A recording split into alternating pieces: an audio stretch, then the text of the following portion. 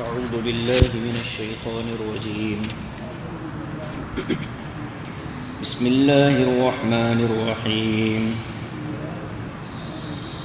وقفينا على آثارهم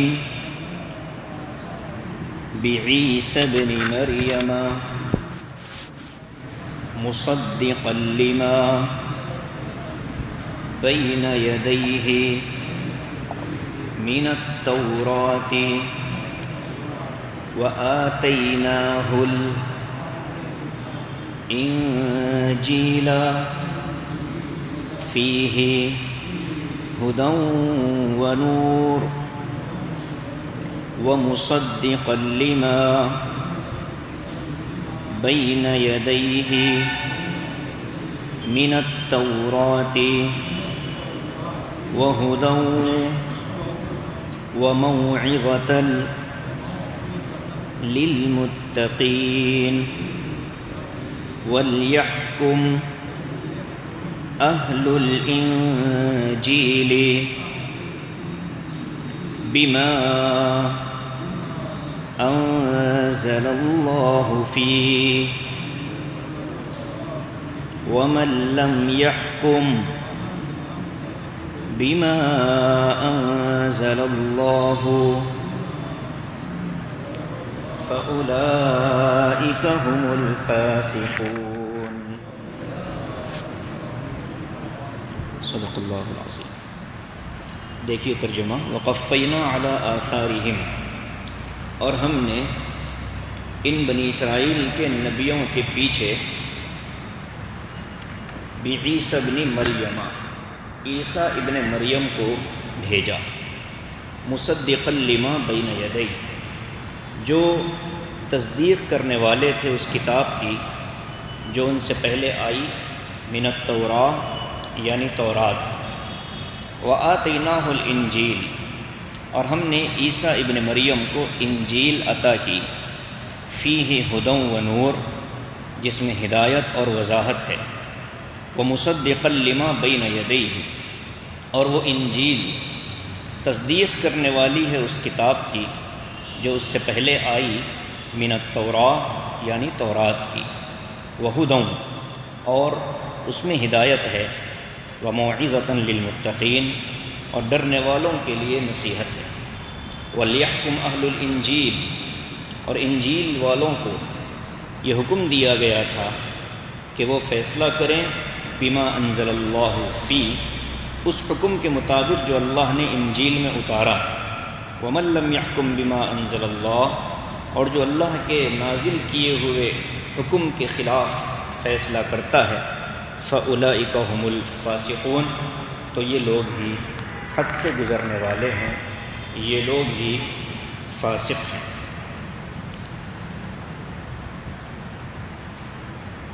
یہ جو آیت ہے گزشتہ مضمون اور اگلے مضمون کے درمیان کی آیت ہے. گزشتہ درس میں جو ہم نے آیت نمبر 45 پڑھی تھی، اس میں اور اس سے پہلے ہم یہ تذکرہ سنتے آئے ہیں کہ مدینے کے یہودی قبیلے بنو نذیر اور بنو قریظہ، ان دونوں یہودی قبیلوں میں عزت کو، شان و شوکت کو لے کر بڑی لڑائی رہتی تھی. ایک قبیلہ جو بنو نذیر تھا وہ اپنے آپ کو معزز سمجھتا تھا، اور بنو قریظہ کو اپنے مقابلے میں کمتر سمجھتا تھا، جس کے نتیجے میں اگر کہیں کوئی بات پیش آ جائے بنو نذیر اور بنو قریظہ کے بیچ، تو انصاف کے تقاضے کے مطابق فیصلہ نہیں ہوتا تھا، بلکہ شان و شوکت کی بنیاد پر فیصلہ ہوتا تھا. یہ گفتگو ہم تفصیل سے سن کر آئے ہیں. اسی ضمن میں ایک واقعہ ہوا تھا جو زنا کا تھا، شادی شدہ مرد کے زنا کا تھا، جس کی سزا اسلام میں رجم ہے، پتھر مار کر قتل کرنا ہے. یہ سزا تورات میں بھی باقی تھی، اللہ کے نبی صلی اللہ علیہ وسلم کی شریعت میں بھی اس سزا کو باقی رکھا گیا. میں نے ایک اصول بتلایا تھا، وہ اصول آپ بھی ذہن میں رکھیں. دیکھیں، گزشتہ شریعتوں میں کوئی حکم اللہ تبارک و تعالی نے نازل کیا ہو ہماری شریعت میں اس حکم کو بغیر کسی ترمیم اور تبدیلی کے اگر سنا دیا گیا تو اس کا مطلب یہ ہے کہ وہ حکم ہماری شریعت میں بھی باقی ہے، اور اگر خدا نخواستہ اس میں کوئی تبدیلی چاہے قرآن کے ذریعے ہو یا نبی کریم صلی اللہ علیہ وسلم کے فرمان کے ذریعے ہو، تو پھر اس تبدیلی کو بنیاد بنا کر یہ کہا جائے گا کہ یہ حکم پچھلی امت کا تھا، اس امت کو اس پر عمل کرنے کی اجازت نہیں ہے۔ ٹھیک، یہ اصول ہے۔ رجم کے معاملے میں اللہ کے نبی نے کوئی تبدیلی نہیں فرمائی، بلکہ یہی فرمایا کہ رجم کیا جائے گا۔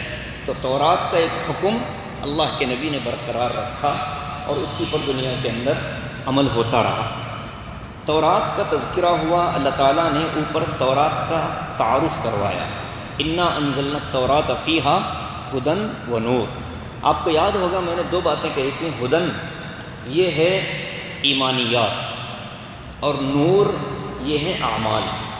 تو تورات کے اندر دو طرح کے مضامین تھے، ایمانیات بھی تھے اور اعمال بھی تھے، یعنی کون سا عمل کیسے کرنا ہے، طریقہ کیا ہے۔ پھر اللہ تبارک و تعالیٰ نے فرمایا تھا کہ تورات کی خصوصیت یہ تھی کہ اس زمانے میں جتنے انبیاء آئے ان تمام نبیوں نے تورات کے مطابق فیصلے کیے، اور اتنا ہی نہیں بلکہ اس دور کے علماء، صلحاء، نیک لوگ بھی تورات ہی کے مطابق فیصلے کرتے تھے۔ اس کے بعد پھر اللہ کے نبی صلی اللہ علیہ وسلم کے دربار میں ایک مقدمہ حضرت انس ابن نضر رضی اللہ تعالیٰ عنہ کا آیا تھا، جن کی پھوپھی نے مکہ مار کر ایک خاتون کا کیا توڑ دیا تھا، دانت توڑ دیا تھا۔ اللہ کے نبی کے دربار میں مقدمہ آیا، تورات کے مطابق حکم یہ تھا کہ دانت کے بدلے میں دانت توڑا جائے، فیصلہ ہو رہا تھا۔ اللہ کے رسول ان سے درخواست کر رہے تھے کہ معاف کر دو، کچھ لے دے کر کے چھٹی کر دو، تو وہ ماننے کو تیار نہیں تھے۔ وہ کہتے تھے کہ نہیں، دانت کے بدلے دانت ہی ہم توڑیں گے۔ تو اس موقع پر حضرت انس ابن نضر نے قسم کھائی تھی اور یہ کہا تھا کہ قسم ہے اللہ کی میرے پھوپھی کا دانت نہیں ٹوٹے گا، اور جا کر مصلی پر بیٹھ گئے اور اللہ سے مانگنے لگے۔ اور اس کے بعد پھر جبرائیل امین نازل ہوئے آئے، اور قرآن کی آیت کا ایک حصہ وہ کیا، فمن تصدق بہ فہو کفارۃ اللہ، اگر کوئی مظلوم ہے پھر بھی معاف کر دیتا ہے تو مظلوم کا مظلوم ہو کر معاف کرنا یہ اس کے گناہوں کا کفارہ بن جاتا ہے، یہ اس کی غلطیوں کا ازالہ ہو جاتا ہے۔ تو جب یہ آیت نازل ہوئی تو ان لوگوں نے کہا کہ ٹھیک ہے، ہم معاف کرنے کے لیے تیار ہیں۔ اس موقع پر آقا نے فرمایا بہت سے اللہ کے بندے ایسے ہوتے ہیں کہ جن لوگوں کی زبان سے نکلے ہوئے جملے اللہ تبارک و تعالی ان جملوں کی لاج رکھ لیتا ہے۔ فرمایا کہ لو ابرہ اللہ لو اقسم اللہ لابرہ، فرمایا کہ اگر وہ اللہ پر کوئی چیز کی قسم اٹھا لے تو اللہ اس کی قسم کو پورا کرتا ہے۔ تو یہ حضرت انس ابن نضر کا واقعہ اسی آیت کے ذیل میں نے سنایا تھا۔ تو تورات کا تذکرہ بھی ہو گیا، تورات کے احکام کا بیان بھی ہو گیا۔ اب تورات کے تذکرے کے بعد دوسری جو سب سے مشہور اور معتبر کتاب رہی چاروں بڑی کتابوں میں، یعنی معروف کتاب اللہ کے نبی صلی اللہ علیہ وسلم کے زمانے کی، وہ تھی انجیل۔ یہ نازل ہوئی حضرت عیسیٰ علیہ السلام پر۔ اب اللہ تبارک و تعالی تورات کے تذکرے کے بعد انجیل کا تذکرہ فرماتے ہیں، اور وہ تذکرہ شروع ہوتا ہے حضرت عیسیٰ علیہ السلام کے نام سے۔ آپ اوپر دیکھیں، تورات کا جہاں تذکرہ تھا وہاں نبی کا ذکر نہیں ہے، یعنی کون سا نبی کس نبی پر نازل ہوا اس کا بیان نہیں تھا، اس لیے کہ یہودیوں کے اندر معروف تھا کہ حضرت موسیٰ علیہ السلام پر تورات آئی، لیکن چونکہ یہاں مخاطب عیسائی اور یہودی دونوں ہیں، اس لیے حضرت عیسیٰ علیہ السلام کے نام کو ذکر کیا جا رہا۔ وقفینا علی آثارہم، ہم نے ان انبیاء بنی اسرائیل، یہ جو ہم سے مراد کیا ہے، اوپر آپ دیکھیں یحکم بہ النبیون، النبیون جو پیچھے گزرا اسی کی طرف اللہ اشارہ کر رہے ہیں کہ جیسے اپنے اپنے وقت میں بنی اسرائیل کے انبیاء نے تورات کے مطابق فیصلے کیے، ایسے ہی انہی نبیوں کے نقش قدم پر چلاتے ہوئے ہم نے عیسیٰ ابن مریم کو نام بھیجا۔ تو عیسیٰ کا نام جب لیا تو ساتھ میں کہا ابن مریم، تو یہ جو ابن مریم کہا گیا، مفسرین فرماتے ہیں کہ اس کی دو وجوہات۔ ایک وجہ تو یہ ہے کہ یہودیوں نے جو حضرت مریم کو الزامات کی بارش کر کے ان کے کردار کو داغدار کرنے کی کوشش کی، تو ان یہودیوں کا جواب بھی ہو گیا کہ مریم پر تم چاہے جتنے الزام لگا لو، قرآن کی اصطلاح میں مریم مقدس ہے، پاکیزہ ہے، طاہرہ ہے، طیبہ ہے، اس کے کردار پر کوئی انگلی اٹھا نہیں سکتا، بلکہ اس کی کوکھ سے آنے والا بچہ عیسیٰ ہے، مسیح ہے۔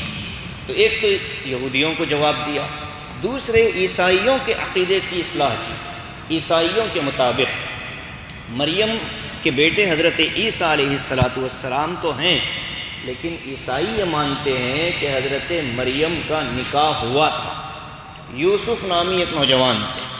یہ ان کی اپنے انجیل کی جو چاروں کتابیں ہیں، انجیل متی، انجیل یوحنا، اس میں جو سب سے معروف ہے ان چاروں میں لوقا سب سے معروف جو ہے، اور ایک مرقس، یہ چاروں کتابوں میں سب سے مشہور متی۔ یہ حواری تھے، حواری کا مطلب حضرت عیسیٰ علیہ السلام کے صحابی سمجھ لیں۔ ان لوگوں نے حضرت عیسیٰ علیہ السلام کی باتیں اپنی یادداشت سے جمع کی، لکھی اپنی یادداشت سے کہ میں فلاں جگہ ساتھ تھا، حضرت عیسیٰ علیہ السلام نے یہ کہا تھا، تو انہیں جمع کر لی۔ تو اس طرح چار لوگوں نے الگ الگ باتیں حضرت عیسیٰ کی جمع کی، کچھ سفر کے واقعات ہیں، کچھ آپ کی زندگی کے واقعات ہیں، کچھ آپ کی عبادت کے واقعات ہیں۔ تو ان چیزوں کو جمع کر کے لوگوں نے الگ الگ کتابیں جمع کر لیں۔ اس کتاب کے مطابق حضرت عیسیٰ علیہ السلام کی والدہ حضرت مریم کا نکاح یوسف نامی نوجوان سے ہوا، یہ ان کا عقیدہ۔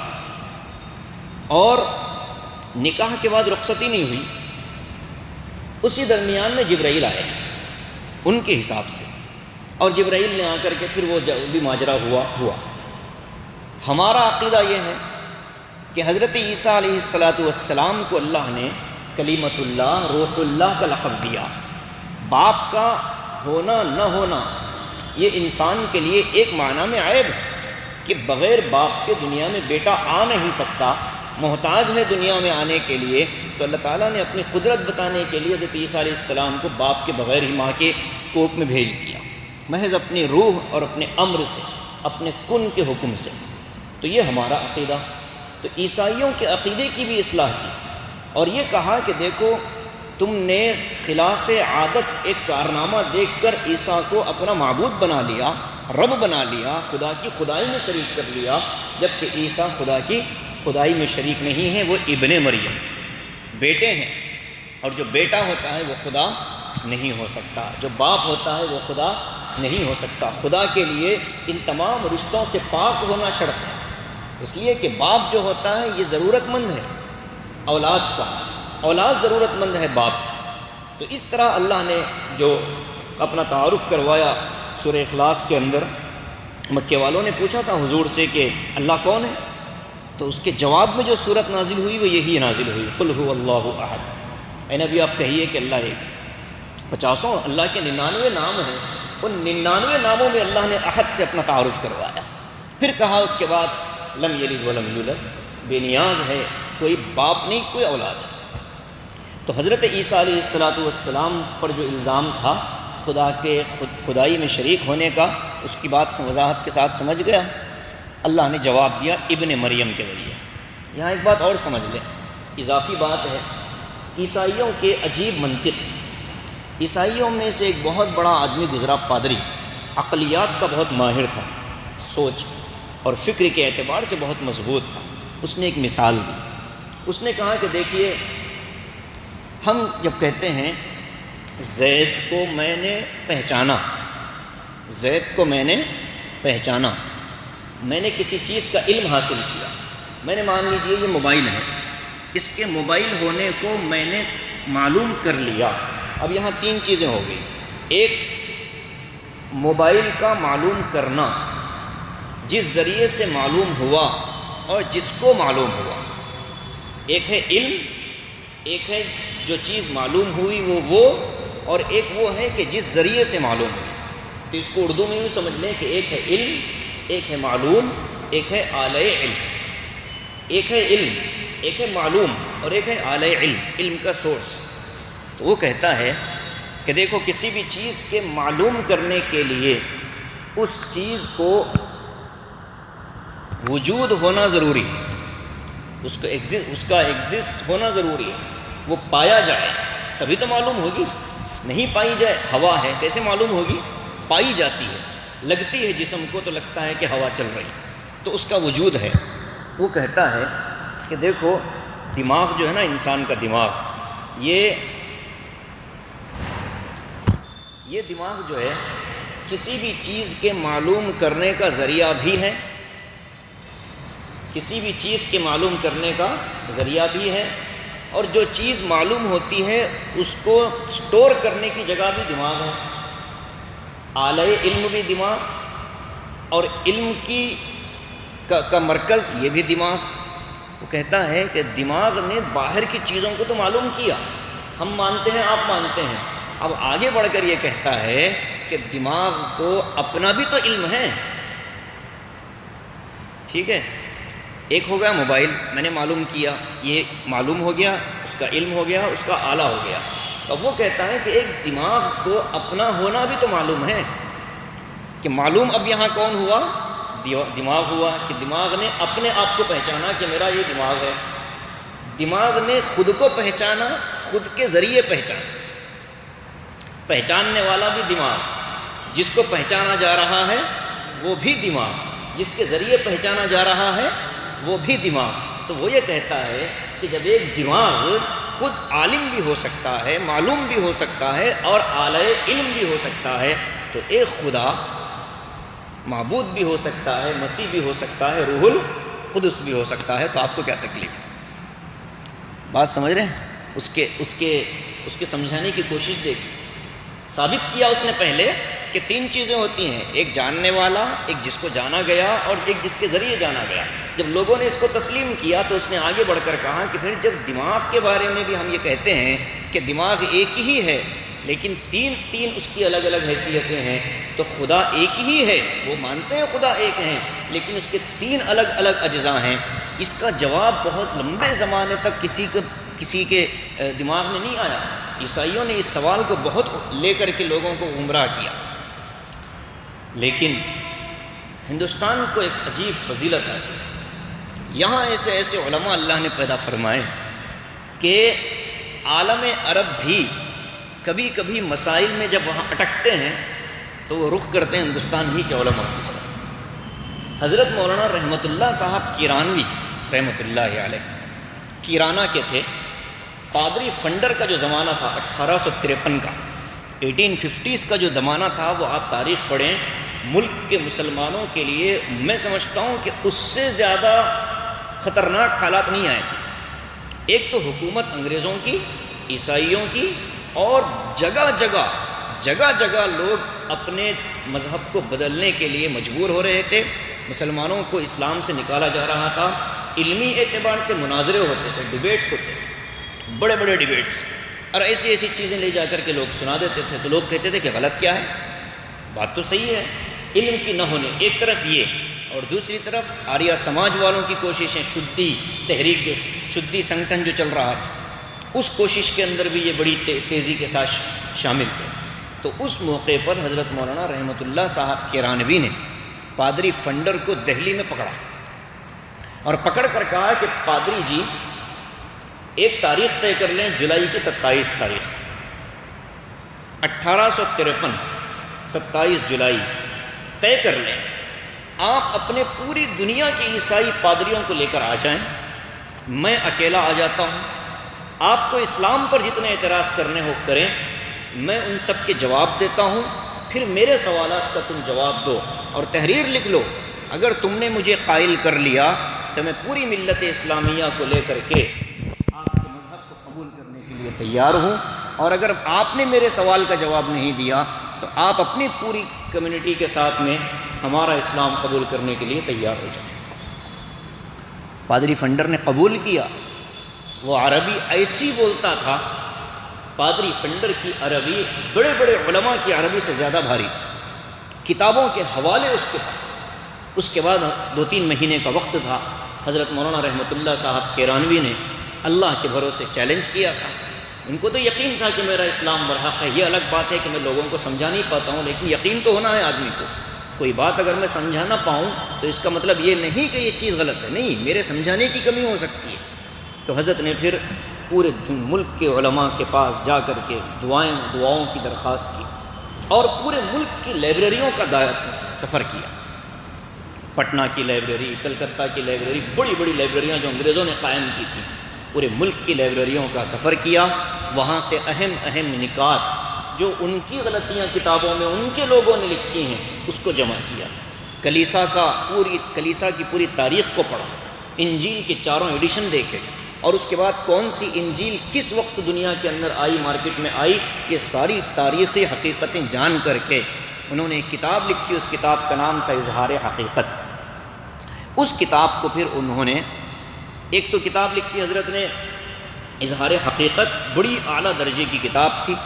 اس کتاب کی بنیاد پر پھر مناظرے کا اعلان ہوا۔ جس دن مناظرہ طے تھا اس سے ایک ہفتہ پہلے پورے ملک کے مسلمانوں نے روزے رکھنے شروع کر دیے تھے، اور بعض نوجوانوں نے مسجدوں میں اعتکاف کرنے شروع کر دیے کہ یہ اسلام اور کفر کی حقانیت کا معاملہ ہے، اسلام اور کفر کی یہ حقانیت کا مسئلہ ہے۔ ایسے میں اگر اسلام پر کوئی آنچ آئے اور یا مولانا رحمۃ اللہ کرانوی کی طرف سے کوئی کمی زیادتی ہو جائے تو اسلام داؤ پر لگ سکتا ہے۔ تو ایسے میں پھر دعاؤں کے ساتھ اہتمام ہوا، اعتکاف کا، نفل اعتکاف کا، روزوں کا۔ پھر اللہ کی مدد آئی، پادری فنڈر اس ڈیبیٹ میں شرکت نہ کر سکا۔ اس کو پتہ چل گیا کہ یہ مقابلے میں اتنی بڑی ہمت کرنے والا آدمی کوئی معمولی آدمی نہیں ہو سکتا۔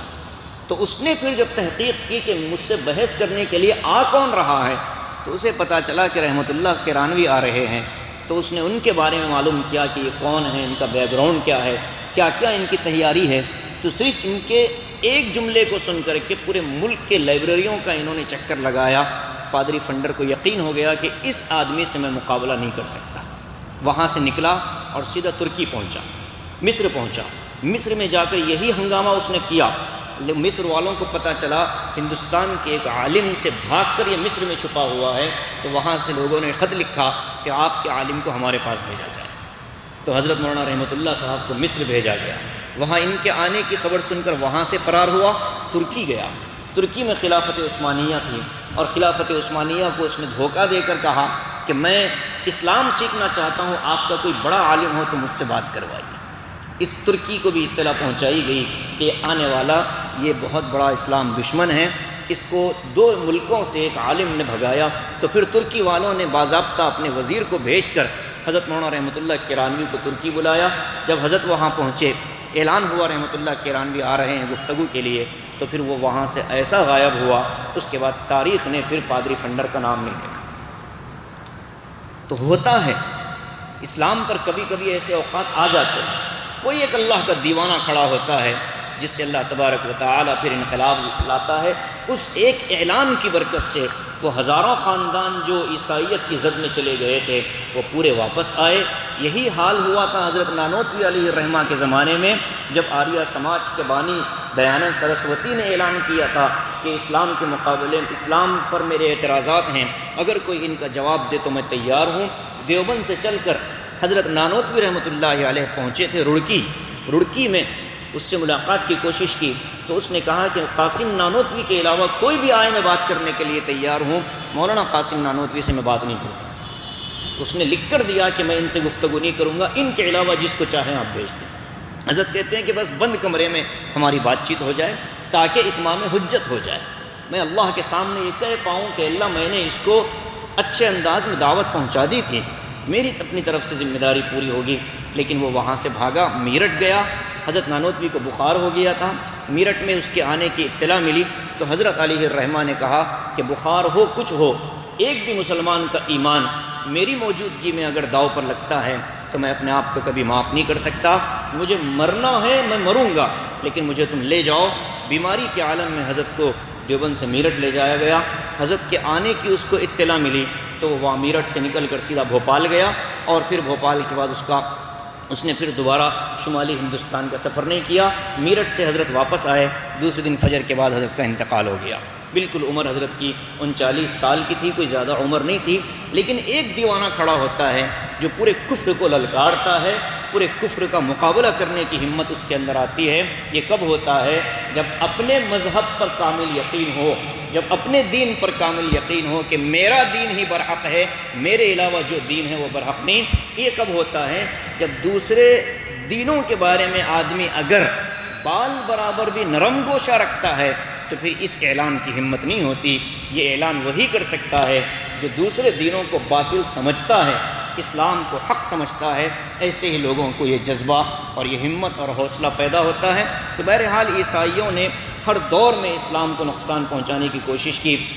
آپ جانتے ہیں پچھلے کچھ دہائیوں پہلے عیسائی اور یہودیوں نے ایک معاہدہ کر لیا۔ یہودیوں کو عیسائیوں نے کہا کہ دیکھو ہمارا اصل دشمن مسلمان ہے، لہٰذا عیسیٰ علیہ السلام کی والدہ کو تم بدکار کہنا بند کر دو، ہم بھی تم سے تعاون کریں گے، تم بھی ہمارا تعاون کرو، جب مسلمانوں کا خاتمہ ہوگا ہماری اپنی لڑائی ہم کر لیں گے۔ اس معاہدے پر عیسائی اور یہودی متفق ہو گئے، اور اس کے بعد دنیا کے سامنے یہ دونوں جو ازلی دشمن ہیں، وقالت الیہود لیست النصارى علی شیء وقالت النصارى لیست الیہود علی شیء، یہودی کہتے ہیں نصرانیوں کی کوئی حیثیت نہیں، نصرانی کہتے ہیں یہودیوں کی کوئی حیثیت نہیں، لیکن یہ دونوں مل گئے ہیں مسلمانوں کو صفحہ ہستی سے مٹانے کے لیے۔ تو بہرحال ان لوگوں نے ہر دور میں کوشش کی ہے، اسلام کے جیالے اڑتے ہیں اور اس کا جواب دیتے آئے ہیں اور دیتے رہیں گے آگے بھی۔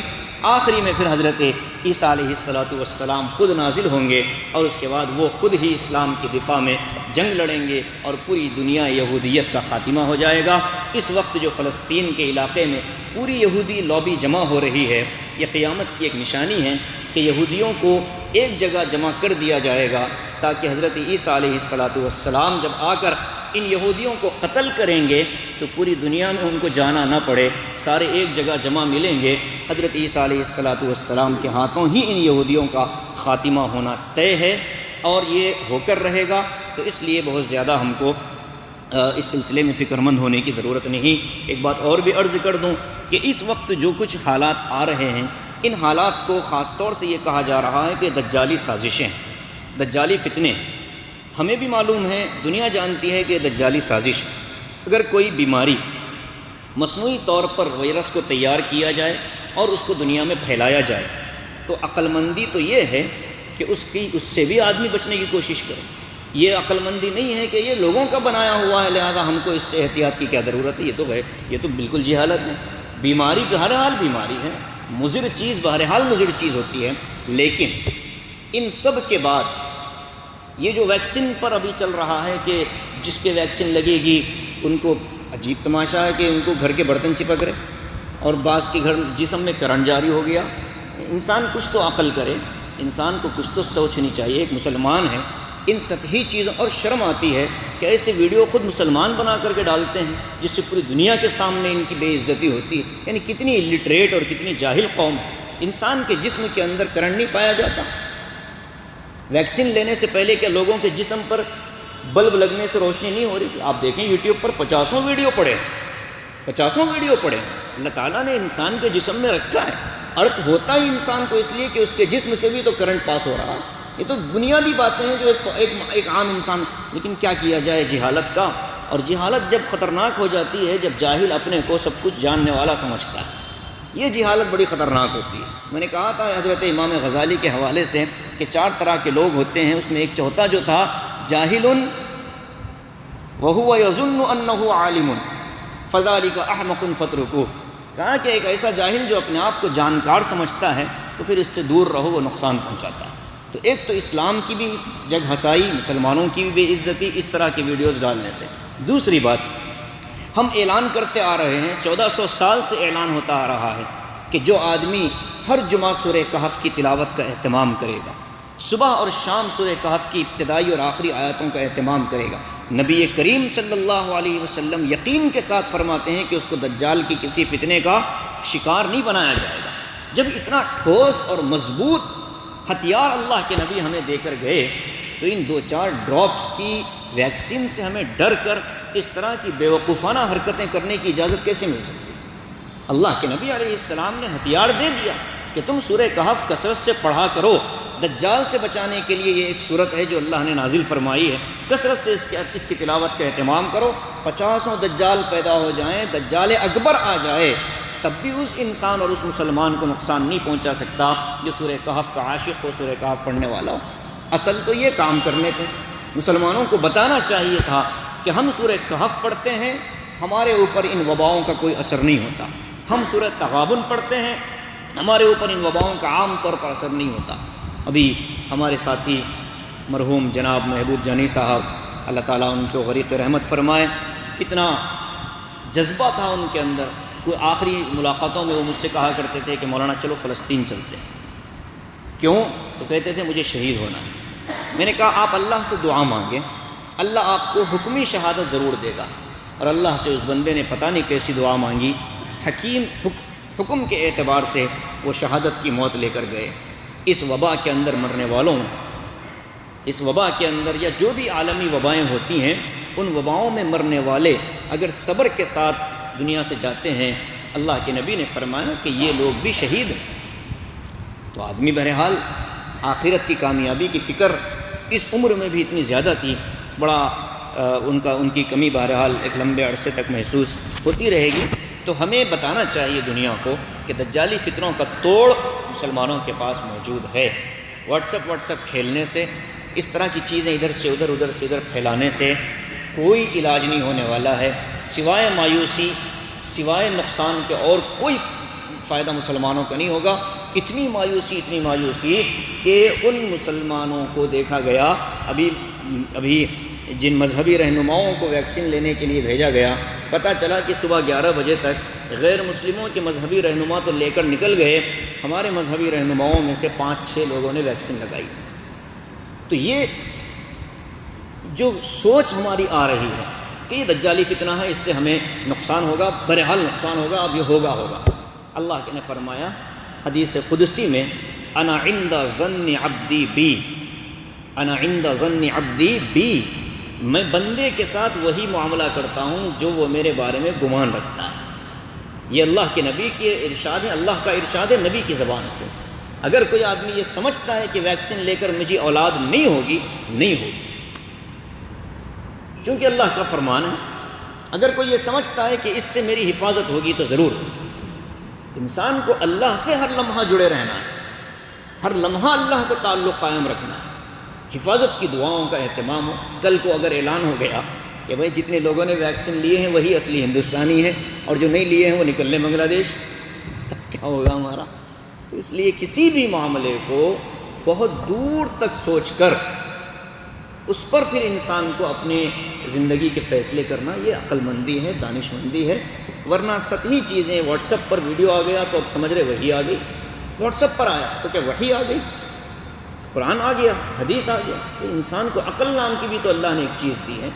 اور جو اس طرح کی چیزیں پھیلاتے ہیں یہ بڑے نالائق قسم کے لوگ ہوتے ہیں جو مسلمانوں کا بھی مذاق اڑا دیتے ہیں۔ اس لیے بھائی اس سلسلے میں دجال کا مقابلہ کرنے کے لیے 2 ہتھیار ہیں۔ ایک ہتھیار تو سورہ کہف کا ہے، اور آخری زمانے کا جو ہتھیار وہ حضرت عیسیٰ ابن مریم خود ہیں، وہ آئیں گے تو اس کا مقابلہ کریں گے۔ بس ہمیں سورہ کہف کے ساتھ تعلق کو مضبوط کرنا ہے۔ تو بہرحال حضرت عیسیٰ ابن مریم کو اللہ نے فرمایا کہ ہم نے ان نبیوں کے ساتھ پیچھے بھیجا اور وہ تورات کو سچا بتاتے تھے۔ آسمانی کتاب اور آسمانی نبی، ان دونوں کی یہ پہچان ہے کہ ہر نبی اپنے سے پہلے آنے والے نبی کی تصدیق کرتا ہے، اس کی تکذیب نہیں کرتا، اس کو صحیح بتلاتا ہے، اس کو غلط نہیں بتلاتا۔ اور ہر کتاب اپنے سے پہلے آنے والی کتاب کو سچ بتلاتی ہے، اس کو غلط نہیں بتلاتا۔ یہ آسمانی کتاب ہونے کی پہچان ہے۔ تورات کی تصدیق کرنے والی ہے۔ اور ہم نے حضرت عیسیٰ کو انجیل دیا، فیہ ھدی و نور، اس میں ہدایت ہے اور وضاحت ہے۔ ہدایت کا مطلب ایمان اور وضاحت کا مطلب اعمال کی تفسیر۔ ومصدقا لما بین یدیہ من التوراۃ، اور وہ بھی یعنی انجیل بھی تورات کی تصدیق کرنے والی ہے، اور اس تورات کے اندر بھی یا اس انجیل کے اندر بھی اللہ نے ہدایت رکھی ہے اور متقیوں کے لیے موعظت رکھی ہے۔ آگے اللہ فرماتے ہیں وَلْيَحْكُمْ أَهْلُ الْإِنجِيلِ، اے انجیل والو، تمہارے اوپر لازم کیا گیا تھا کہ انجیل میں جو احکام اللہ نے اتارے ہیں اس کے مطابق زندگی گزارو۔ انجیل کا ایک حکم کیا تھا کہ فارقلیط نامی ایک شخص مکے میں پیدا ہوگا، حضرت محمد رسول اللہ صلی اللہ علیہ وسلم۔ سورہ صف میں حضرت موسیٰ حضرت عیسیٰ کی زبان سے آیا ہے، وَإِذْ قَالَ عِيسَى ابْنُ مَرْيَمَ يَا بَنِي إِسْرَائِيلَ إِنِّي رَسُولُ اللَّهِ إِلَيْكُمْ وَمُصَدِّقًا لِمَا بَيْنَ يَدَيَّ مِنَ التَّوْرَاةِ وَمُبَشِّرًا بِرَسُولٍ يَأْتِي مِن بَعْدِهِ اسْمُهُ أَحْمَدُ۔ اللہ کے نبی کا نام قرآن میں آیا ہے کہ اے لوگو، عیسیٰ نے فرمایا کہ اے لوگو، میں تورات کی بھی تصدیق کر رہا ہوں اور آخری میں جو نبی آئے گا میرے بعد میں اس کی بشارت دے رہا ہوں۔ تو عیسائیوں پر لازم تھا کہ اللہ کے نبی کی اطاعت کرتے اور حضرت عیسیٰ کی بات مانتے ہوئے آخری نبی پر ایمان لے آتے، لیکن ان لوگوں نے ایسا نہیں کیا، سرکشی اور عناد اور دشمنی کی وجہ سے۔ تو اللہ فرماتے ہیں وَمَن لَّمْ يَحْكُم بِمَا أَنزَلَ اللَّهُ، اور جو اللہ کے نازل کیے ہوئے حکم کے مطابق فیصلہ نہیں کرتا فَأُولَٰئِكَ هُمُ الْفَاسِقُونَ، تو یہی لوگ ہیں اس سے گزرنے والے اور یہی لوگ ہیں دائرے سے باہر نکلنے والے۔ پیچھے پہلی آیت میں الکافرون آیا ہے، دوسری آیت میں الظالمون آیا ہے اور تیسری آیت میں الفاسقون آیا ہے۔ تینوں جگہ مضمون ایک ہی ہے کہ جو اللہ کے حکم کے خلاف فیصلہ کرتا ہے، اگر اللہ کے حکم کو بدل کر دوسرا حکم بتا کر یہ کہے کہ یہ اللہ کا حکم ہے تو کافر ہو جائے گا۔ بات سمجھیں، اگر اللہ کے حکم کو ہٹا کر کوئی نئی بات بتا کر یہ کہے کہ یہ اللہ کا حکم ہے تو یہ کافر ہے۔ اس لیے فرمایا وَمَن لَّمْ يَحْكُم بِمَا أَنزَلَ اللَّهُ فَأُولَٰئِكَ هُمُ الْكَافِرُونَ، اور نیچے فرمایا کہ اللہ کا حکم تو ہے لیکن حالات کی وجہ سے تھوڑا سا اگر اس میں گنجائش نکل جاتی، تھوڑا سا اس طرح کا اگر کوئی بات ہو تو اللہ فرماتے ہیں یہ ظالم ہے، یہ ظالم ہے، چیز کو اپنی جگہ نہ رکھنے والے کو ظالم کہتے ہیں، تو یہ ظالم ہے۔ تو اس لیے فرمایا یہ واقعہ، یہ جو لڑائی جھگڑے کا معاملہ تھا تو کہا کہ نہیں، ذرا مالدار ہیں تو تھوڑا سا رعایت ہونی چاہیے، غریب ہیں تو اسلام نافذ کرو، مالدار ہیں تو رعایت کر دو، تو یہ ظالم ہے، یہ ظلم ہے۔ اس کے بعد تیسری آیت جو آج ہم نے پڑھی اس میں فرمایا چونکہ یہ عیسائی حضرت عیسیٰ علیہ السلام کے بارے میں غلط عقیدوں کے قائل تھے اور غلط عقیدوں کی وجہ سے نبی کریم صلی اللہ علیہ وسلم کو مانتے نہیں تھے، تو اس لیے ان کے بارے میں کہا کہ یہ حد سے گزرنے والے ہیں، فاسق ہیں۔ فاسق فسق سے نکلا ہے اور فسق کہتے ہیں کسی بھی دائرے کو توڑ کر باہر نکلنے والے کو فاسق کہتے ہیں۔ تو بہرحال آگے کی جو آیت ہے وہ پھر قرآن کے تعارف کی آیت ہے، میں نے اسی لیے دو آیتیں آج پڑھی ہیں۔ آگے جو آیت ہے اوپر تورات کا تعارف، آج انجیل کا تعارف، اور اگلا جو مضمون ہے اس میں اللہ تعالیٰ نے پھر قرآن پاک کا تعارف کروایا۔ بہترین جملے، ایک کہا شرعتاً، ایک کہا منہاجہ، یہ دو جملے اتنے شاندار ہیں قرآن کے تعارف کے لیے۔ منہاج کسے کہتے ہیں، شرعتاً کسے کہتے ہیں۔ اللہ تبارک و تعالی ہم سب کو اپنی تمام تر مرضیات پر چلنے کی توفیق نصیب فرمائے، ایمان کے تمام تقاضوں پر اللہ ہم کو آخری سانس تک برقرار رکھے، ہر طرح کی دنیا